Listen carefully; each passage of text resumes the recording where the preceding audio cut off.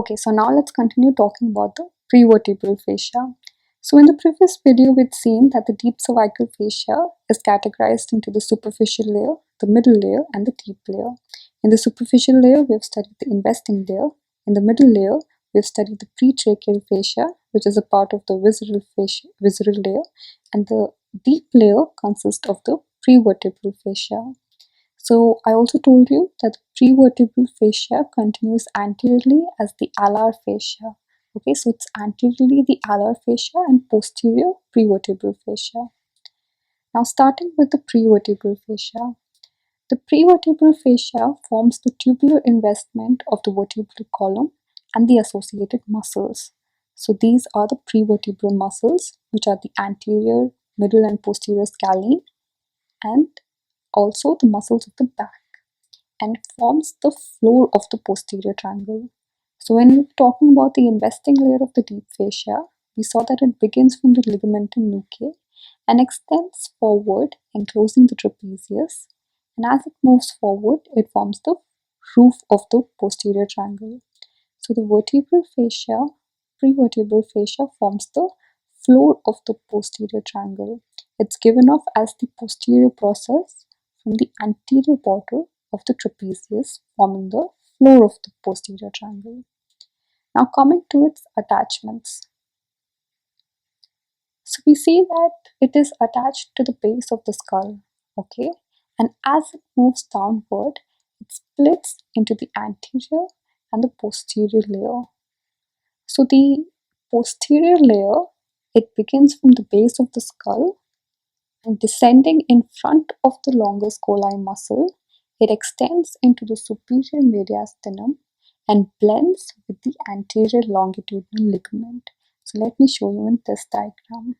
Okay, so the posterior layer of the prevertebral fascia begins from the base of the skull and descends in front of the longus colli towards the superior mediastinum and blends with the anterior longitudinal ligament. Now we also see that as it passes laterally and posteriorly, it encloses the scalene muscles, right? The scalene anterior and the scalene medius to form the scalene fascia. And also there's a clinically important point, which is the axillary sheath. Okay, I'll discuss about this in the upcoming slides. So far we've seen the posterior layer of the prevertebral fascia. Now let's see the anterior layer. Now the anterior layer begins from the base of the skull and blends with the buccopharyngeal fascia. So let's see that.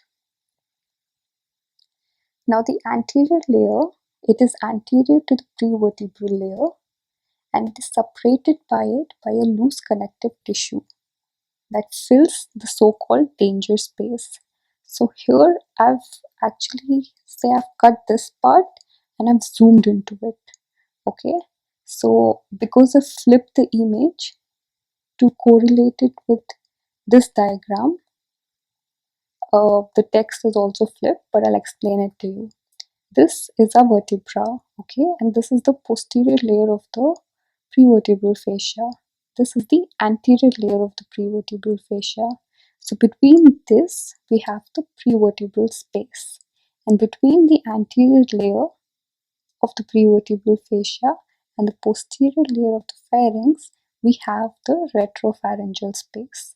So if we see it in this diagram, which is a transverse section, we see this is the vertebrae, this is the anterior layer. Okay, this is the posterior layer and this is the anterior layer of the prevertebral fascia. And between the anterior layer of the prevertebral fascia and the posterior wall of the pharynx, we have the retropharyngeal space. Okay, so the anterior layer begins from the base of the skull and blends with the buccopharyngeal fascia, and anteriorly it is separated from the pharynx by the buccopharyngeal fascia. Anteriorly it is separated from the pharynx and the buccopharyngeal fascia by the retropharyngeal space containing loose areolar tissue. Now, since the prevertebral fascia forms the posterior wall of the retropharyngeal space, infection in the retropharyngeal space can spread unimpeded into the mediastinum. So I hope you've got the basic idea of this, right? You have the posterior prevertebral layer, anterior prevertebral layer. Between them is the danger space.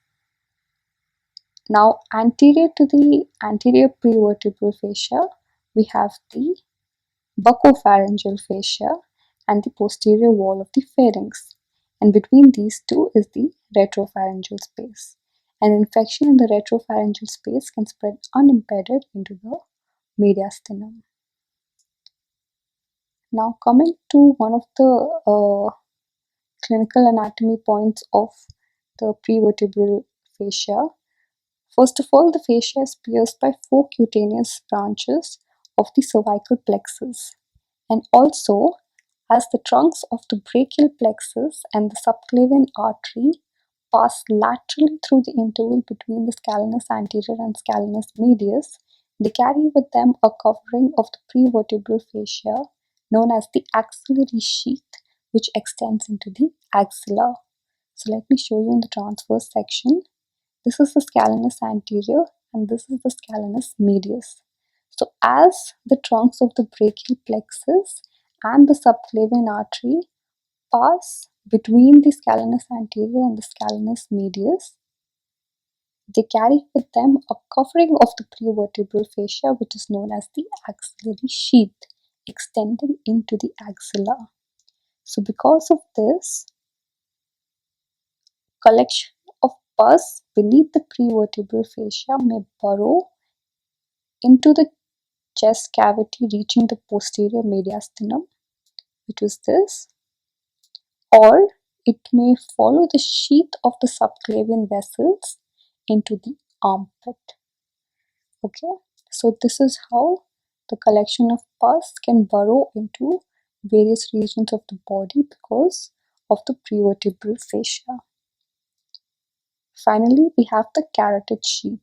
Now, carotid sheath is the condensation of the deep cervical fascia around the great vessels of the neck. Okay, so it is a facial sheath situated deep to the sternocleidomastoid on each side in the front of the neck, enclosing the common carotid artery, and as it ascends upwards, the internal carotid artery, also the internal jugular vein and the vagus nerve.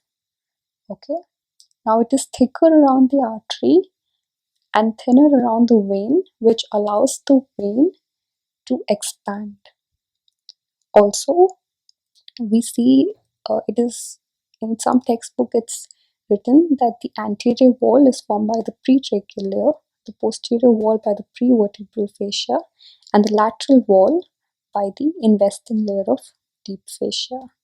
Okay, so it receives contribution from almost three fascias. So finally, its contents, as I told you, the internal jugular vein, the internal carotid and the common carotid, and the vagus nerve, and its relations are anteriorly the anther cervicalis and posteriorly the sympathetic trunk.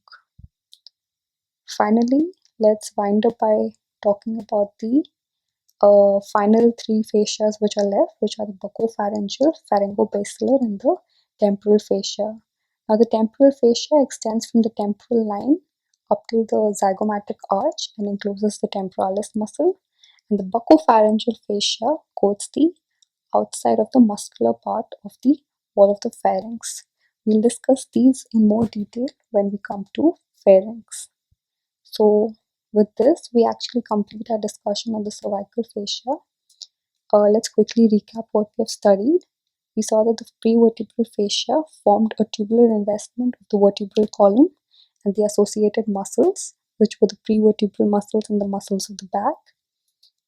We saw that it formed the floor of the posterior triangle, and also it began from the base of the skull, and coming downwards, it split into the anterior layer and the posterior layer.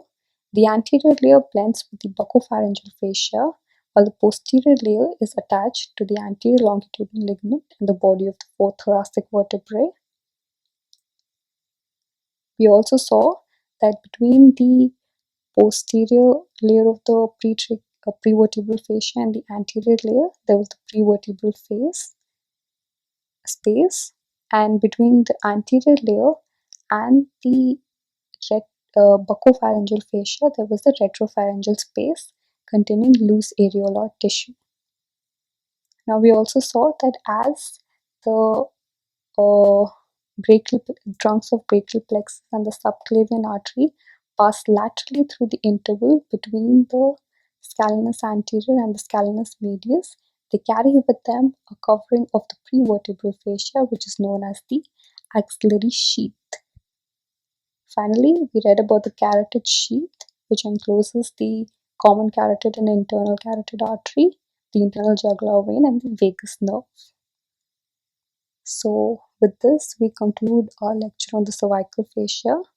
Thank you so much for watching, and I hope to see you in another lecture soon.